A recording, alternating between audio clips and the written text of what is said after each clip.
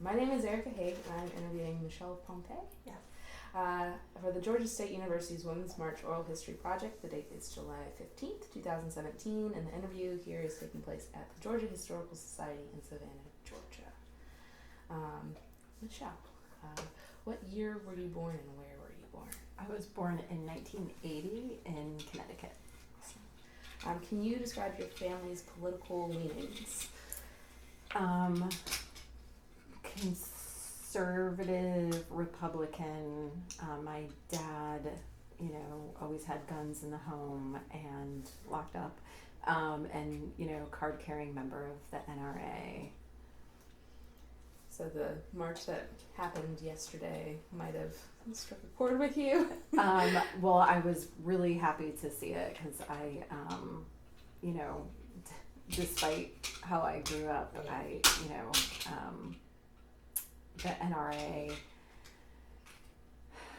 I don't appreciate their agenda, and I also think it's a largely racist organization, especially how they didn't support, Philando Castile being shot and being a lawful owner of a gun. So, what is your profession? I am a research coordinator. I work in clinical psychiatric research, working with veterans who have PTSD mostly.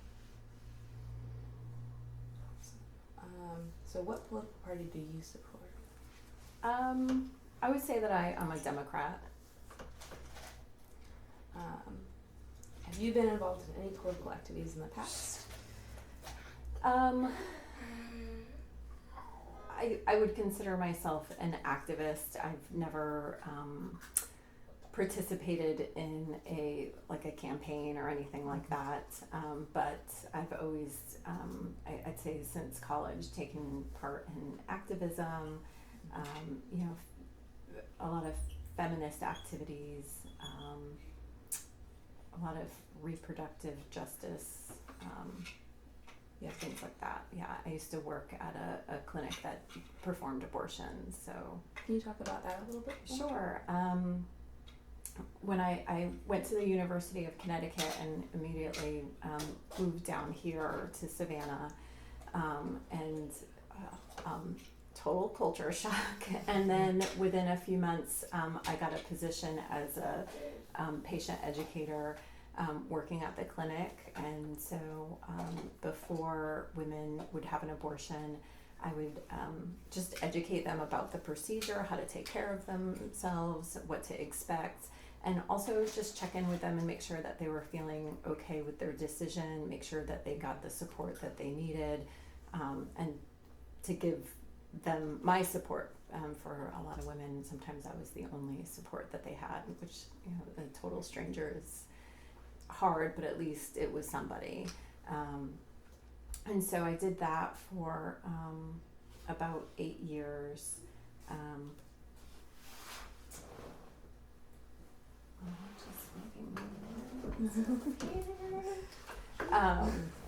And then once I had, I have 2 boys. When I had my 6-year-old, I was home with him for about a year or so, and then I got my current job and went back also and got my master's degree in public health.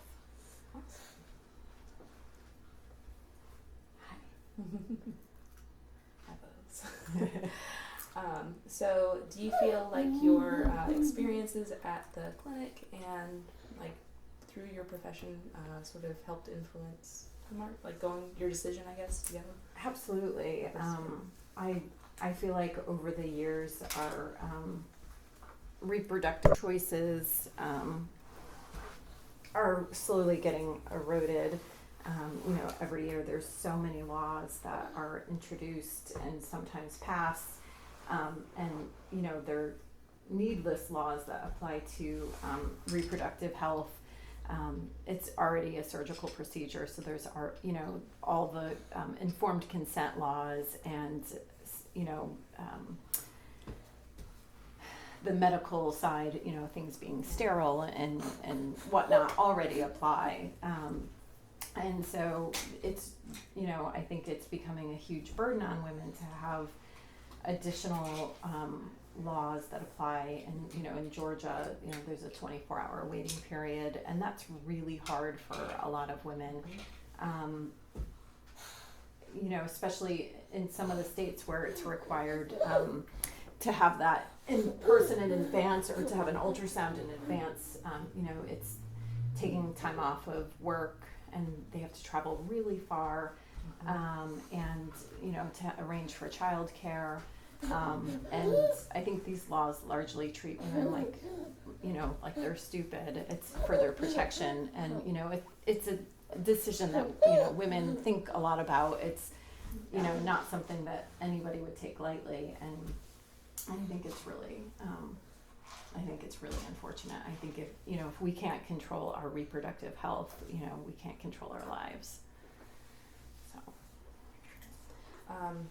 So did you march here in Savannah or in DC? I marched in DC with Catherine Rapkin, actually, and I almost didn't march. It was sort of a last minute thing. Yeah. I had a neighbor who asked if I was going to go, and I hadn't really thought much about going, just because I didn't think I'd be able to do the logistics with having 2 small children at home, and my husband's in graduate school, and I just didn't think we'd be able to make it work out. And then when she asked me, I realized how much I wanted to go, and she had friends in DC because she used to live there, and we were going to stay with her friends, and she ended up backing out last minute because she was afraid of any violence that might happen. I know you just want that more because you can't have it. Yeah, you goofball. And so then Catherine and I started talking about going, and both of our husbands really pushed us to go. Not that we needed their permission at all whatsoever. We just, both of us have small children, and, taking time sort of last minute for an entire weekend is kind of a big deal. So, yeah. But they both were like, nope, this is a big deal. This is history. You guys should go. So we did. We drove up to Baltimore the day of the inauguration, and we actually drove through DC right around, I think it was probably right around 5 o'clock, and we expected it to be, just crazy traffic, and it was eerily dead. It was almost weird. Like, we double checked our GPS. We're like, wait a minute, are we in the right spot? This is too bizarre.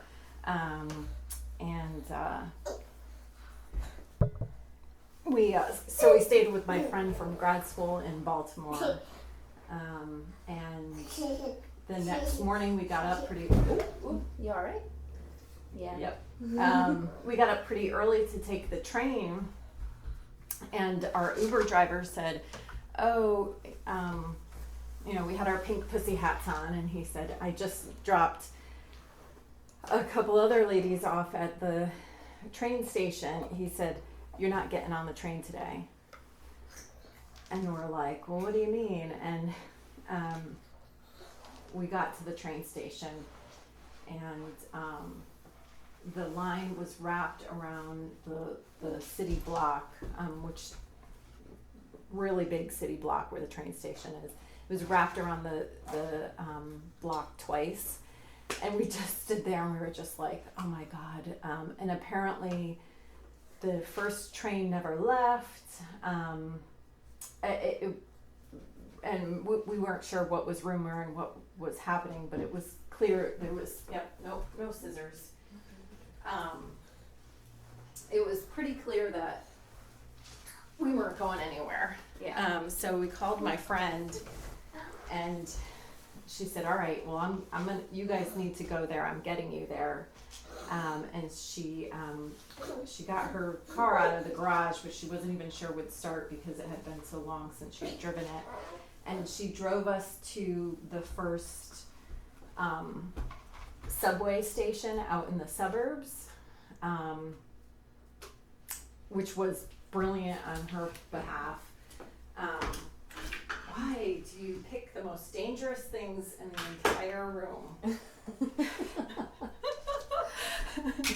How does that happen? Yeah. Do you see that? Do you see that? That's a lizard. Look at that. Look at that. So it was brilliant. We got there was barely a line. And everyone in line was, of course, waiting to go to DC. And we got on the first train that came to the station, and it was a brand new car. And I mean, we were just like, wait a minute, like we almost thought we weren't, getting there, and there we were on our way. And we got into, I don't remember what time it was when we got into DC. It was still the morning time, and we hit up one of the first coffee shops that we found to use the bathroom and get breakfast and get fueled up. And we were still quite a ways from where the march was supposed to happen, and thank you, look at that. I think that's made out of wood. Can you feel it? Be gentle.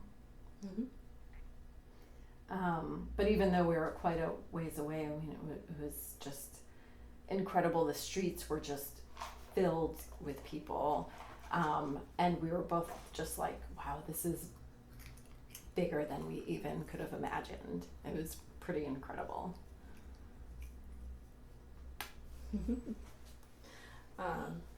So how did that make you feel, like finally getting there, versus all of the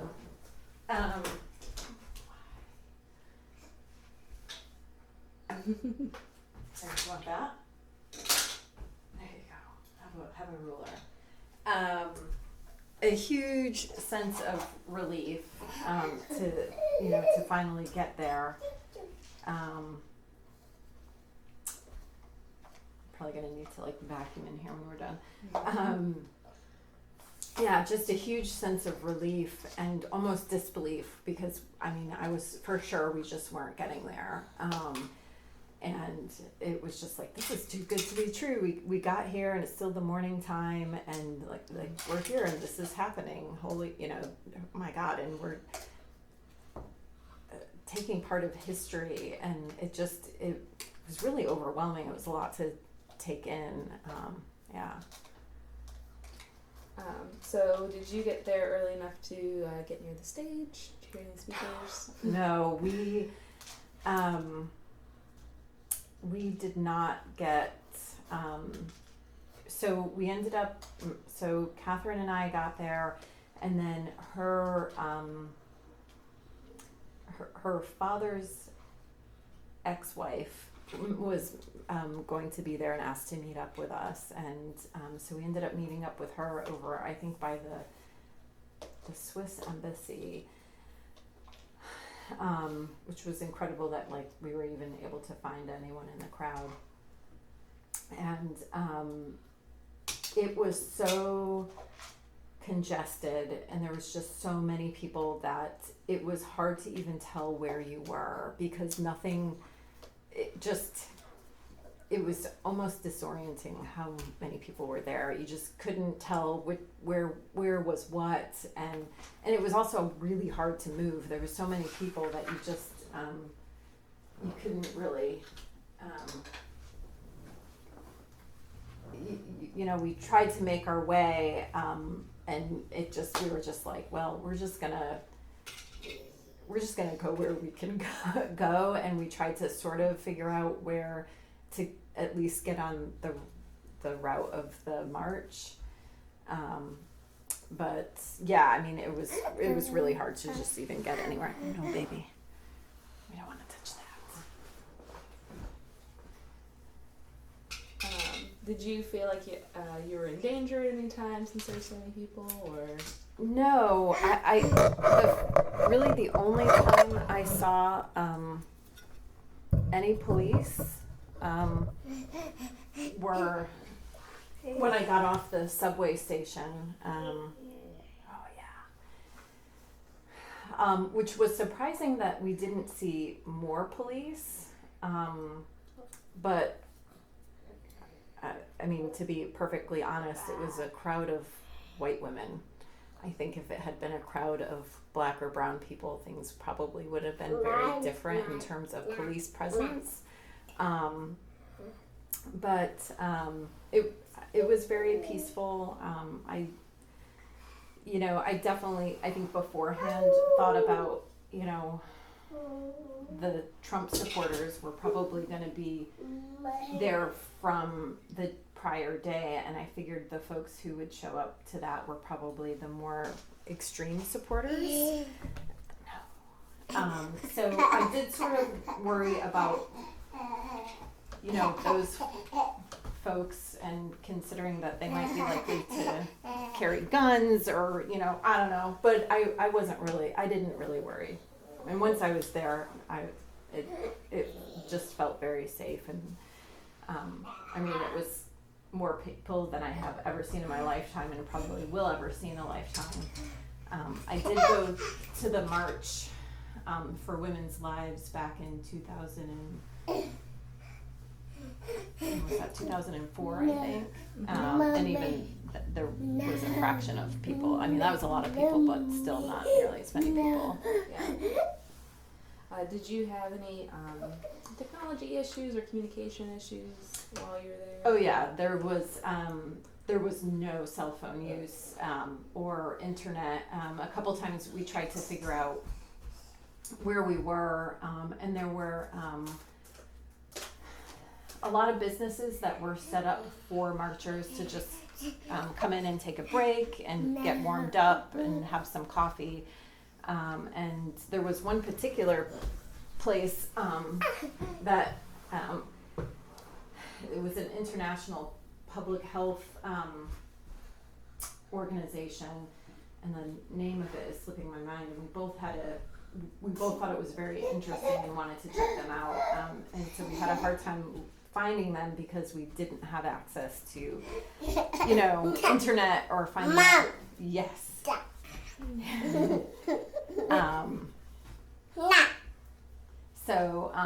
But we did end up finding them, and it was great. We got to talk to some of the folks there, and they were very welcoming. They had snacks and coffee and tea, and they had couches for people. Just a lot of people were just hanging out and socializing, people who didn't know each other, and they had cell phone charging stations hooked up everywhere, so you can charge up your phone as well. Because I had taken so many pictures and videos and stuff, my cell phone was almost dead. But yeah, that was a little disconcerting if we had lost each other, how we were gonna meet up, and we tried to come up with like if we lose each other, we're gonna go meet at this place and this place, and be gentle.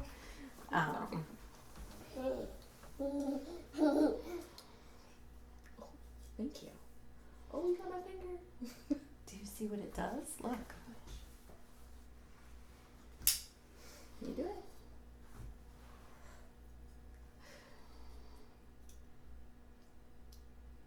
So did you all have a backup plan? Like to meet back at a certain place? We did. I can't remember. We had a designated place to meet. I can't remember what building it was, but we did have a plan to meet up if we lost each other. And the three of us were pretty careful to stay together. If we used the restrooms, and did anything, we always just made sure to not lose each other, because it was sometimes chaotic just because there were so many people. Yeah.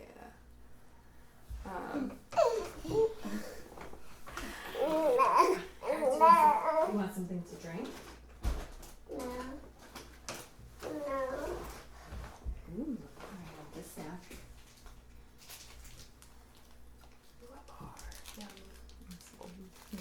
buy me about 3 minutes. Love it. So was the reproductive issue the most important to you, or was there another issue that was really why you? I think to me that's one of the most important issues, or I think that's the issue that lights my fire the most. But I also very much think about racial justice, and and I don't think this march was about Donald Trump, but the remarks that he had made about sexual assault, that's a big deal. My dream job would be working with college students around sexual health, and you can't talk about sexual health without talking about consent and sexual assault.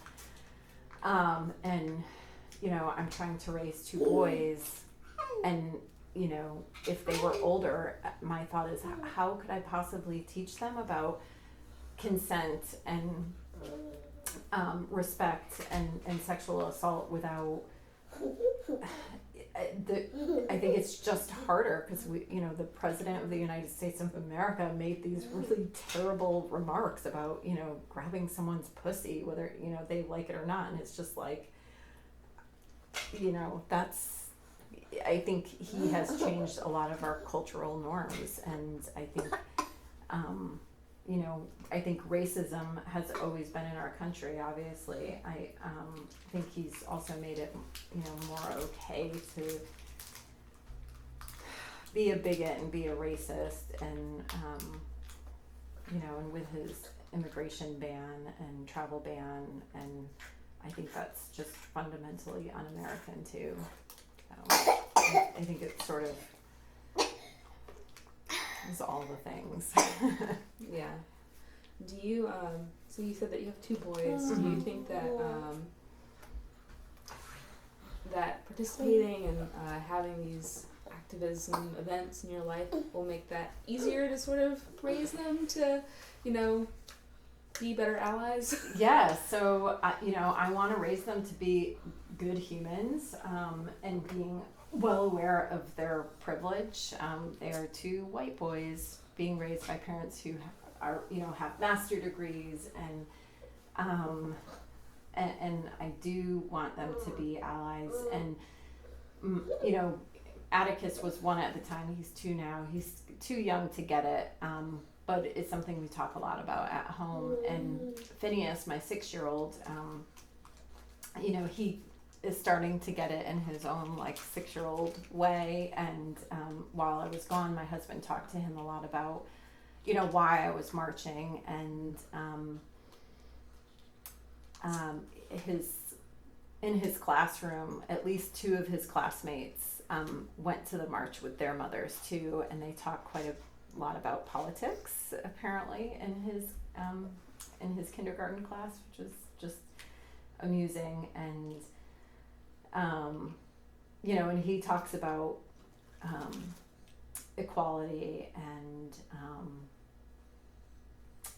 he made a remark recently about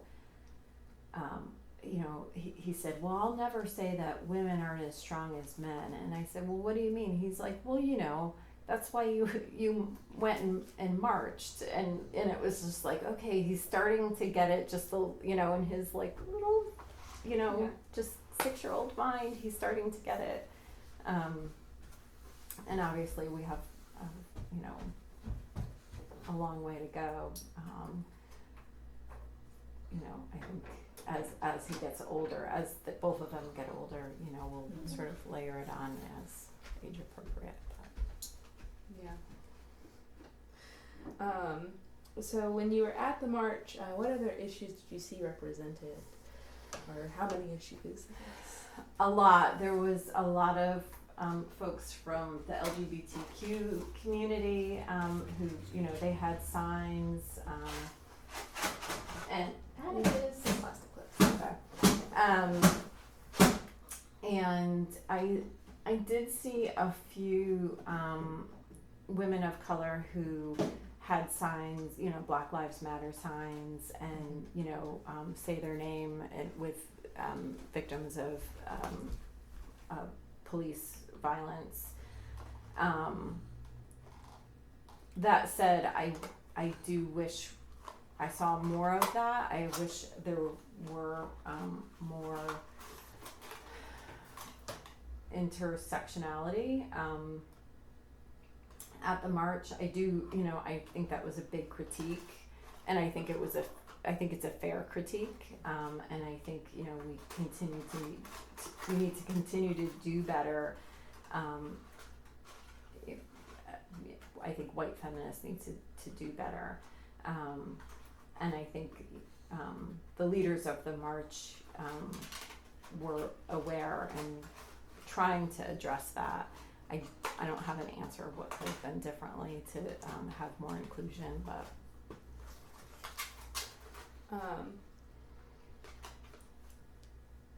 so you said that you had been a part of the Women's Lives March back in the early 2000s. Mm-hmm. Why did you feel like it was important to be a part of the DC March in particular? Well, I felt like that's where, that's our nation's capital. That's where it's all happening, and I just thought it would be really powerful to be there. And the verdict was, I didn't really know how the march in Savannah would be, if there would be a lot of people, and from my understanding there were a lot of people, which was great to have all these sister marches, and I think that collectively was very powerful to have that in addition to the DC march. Yeah, I just sort of wanted to be there in our nation's capital to say, hey, we're watching, and there's a lot of us, so here we are. So you mentioned earlier that you wore a pussy hat. Yeah.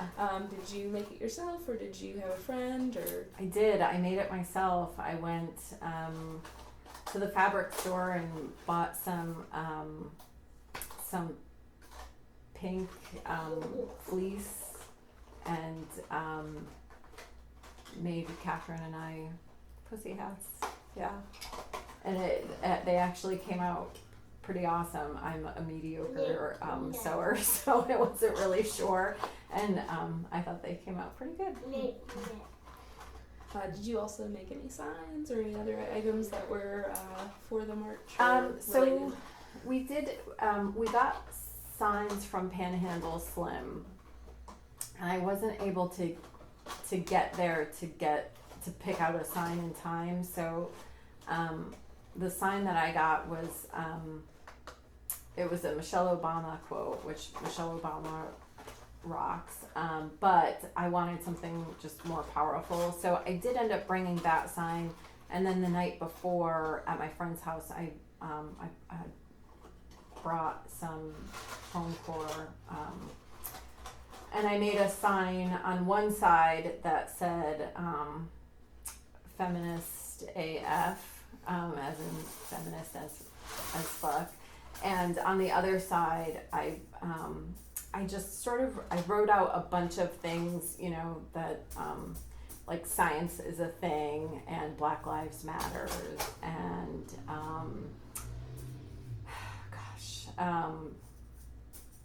I think pro-choice, and I just wrote out a bunch of like statement things, like I support all these things. Yeah.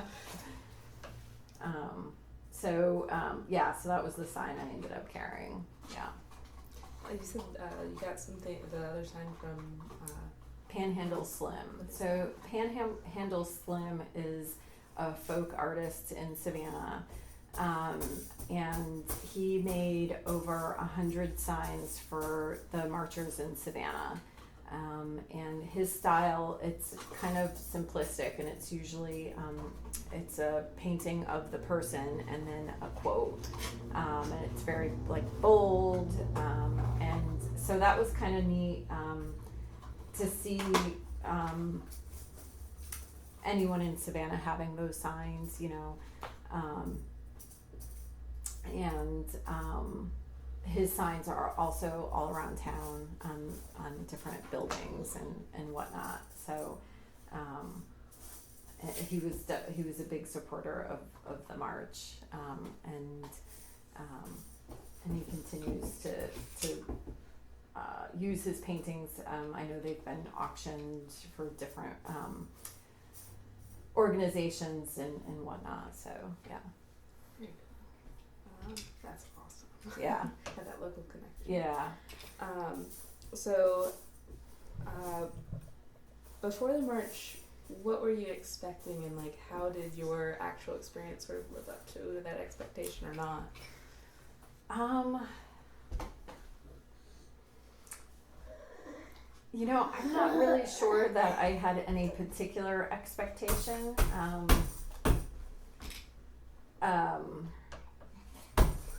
Just pure destruction.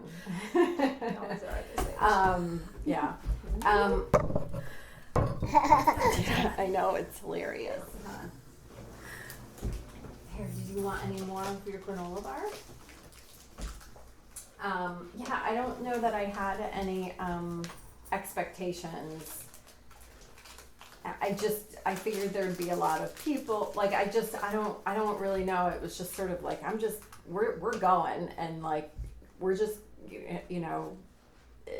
we didn't really have like a plan or anything like that. We were just like, we're just going. So it was really incredible to show up, and there were just so many people, hundreds of thousands of people, mostly for all the same cause. It was, and it was uplifting too. I think, there was so much disappointment after the election, and it was just like, okay, I'm not alone. There are a lot of people in this fight, and and then afterwards, I think it pushed me to get engaged in the local community, and I've been doing a lot since. Especially, I wasn't very active previously, and it also, I think, led me to to evaluate my own beliefs and biases, and I think we're all everyone is biased, just how we're raised, and to, I think, look at that a little bit more and try to work on those things. And hey bud, and then just to be engaged on the local level, because I think that's really important. Is I think, yes, keep an eye on the federal level, but I think making a difference on the local level is super important. So have you gotten involved in any organized organizations? Yeah, so I belong to a group of women. It's called the Young Professionals for Planned Parenthood, Mm-hmm. which we hate the name, and we're trying to change because it sounds both elitist and not accurate, because most of us are over 35. So while we feel young, we're usually not in the category which is described as young. Yeah. But we've been raising money for Planned Parenthood, and we're also going to try to do some outreach, and and also just try to get more education, sex education in Savannah. It's pretty terrible in the South in general, and Savannah's not great. I also belong to a committee for the school board, and we recently got the sex ed curriculum changed for the whole county, from a really terrible curriculum that was abstinence-based and not inclusive and total like slut shaming, not sex positive, and now it's this great curriculum that is inclusive and sex positive and is not abstinence only. So I'm super thrilled about that, and we moved that really quickly, and that's going to already take place starting in the beginning of this next school year in August. So,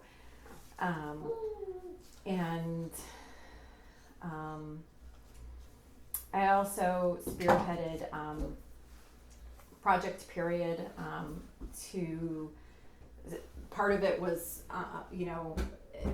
because of the assault on reproductive rights, I wanted to do something positive in the community. So we got donations of menstrual products for homeless women. We collected, I don't remember the exact numbers, but it was like over 5,000 pads, over 3,000 tampons, hand sanitizer, wipes, and then plus tons of other hygiene products, and was able to deliver them to an organization that works with the homeless in the community, and they were pretty overwhelmed with the amount of donations. And then during the women's strike, we sat downtown, we had an event downtown, and we had a table for Project Period where people could drop off donations, and we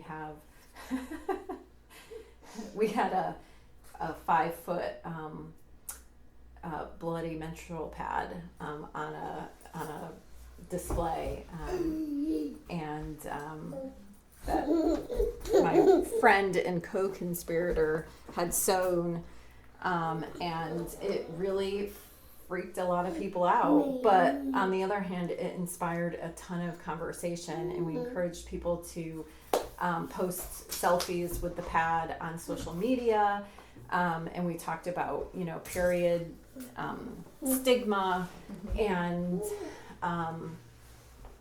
how, in prison, menstrual products are really hard to come by, and it can turn to violence, and it's a medical necessity. It's not an option.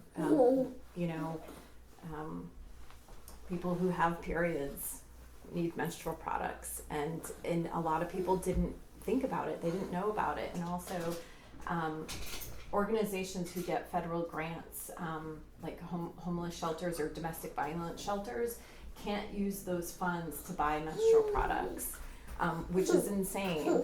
And at the time, there was a bill that was being introduced to address some of those issues. So that was a great discussion point. So it brought a lot of awareness, and through those conversations, come to find out in the public schools, some of the schools, and my guess it's probably like the schools that have very little funding, they have a hard time keeping menstrual supplies in the schools that teachers or nurses are having to use their own money.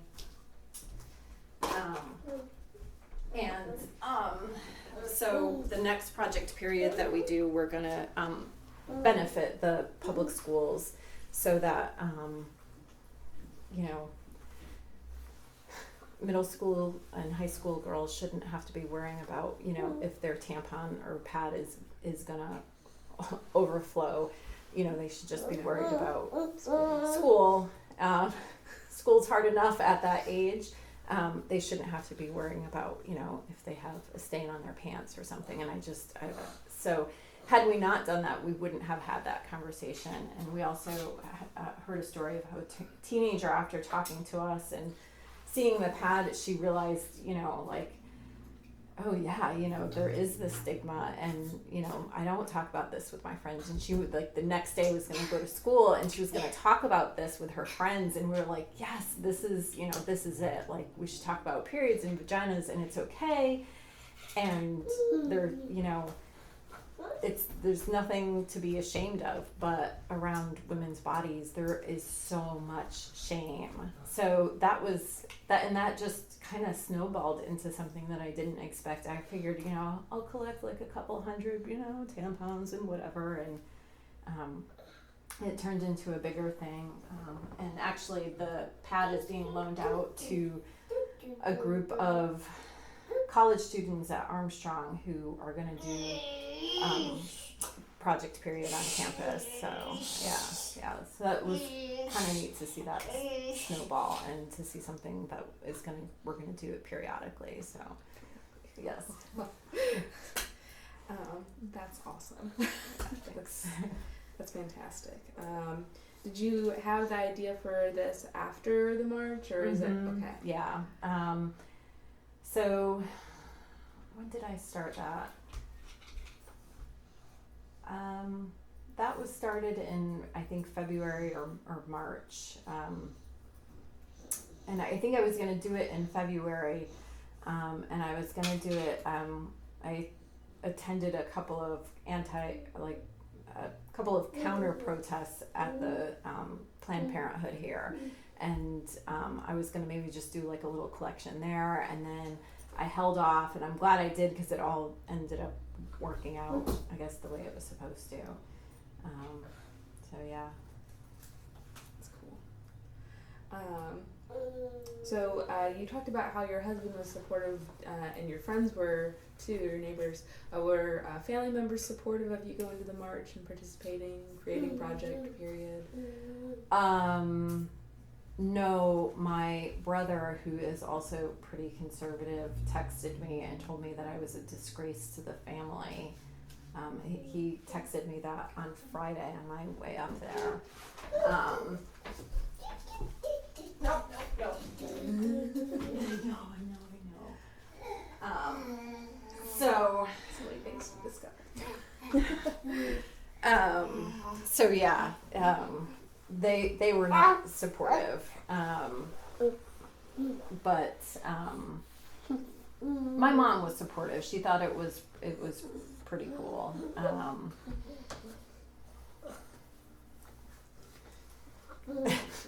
You want to ride? No, he just wants to get over to you to touch the things. No. Hey, I know. Has that did that change your relationship with your brother at all? No, because I expected that. My dad ended up passing away in March of this year, and when I was taking the plane, I was at the airport to go up to Connecticut, and he texted me and called me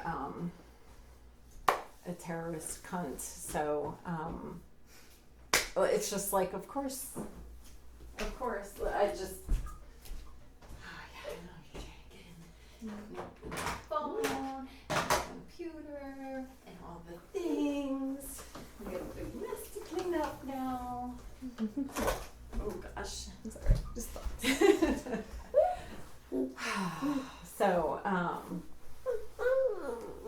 So yeah, I mean, that was, I sort of expect that from him. Yeah.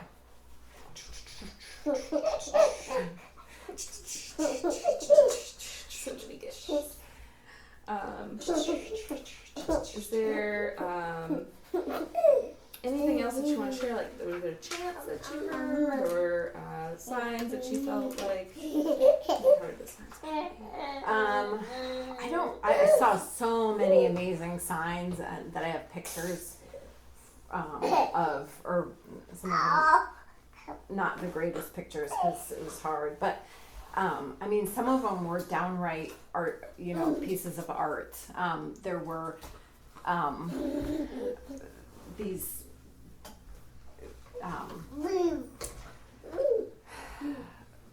fabric. They made like the giant fabric vaginas and stuff like that.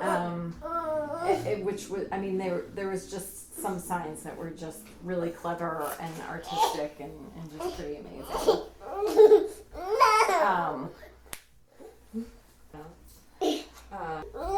Is there anything else that you want to cover or talk about that we didn't get to? Not that I can think of. Not that I can think straight right now anyway, but no. That's all right. Well, I don't have any other questions for you. There is probably something that I missed. But if there is something that you think about later that you'd like to share, for sure we can turn the camera back on, or we can catch up with you. Okay, cool. Thanks for being patient and allowing me to bring my 2-year-old with me.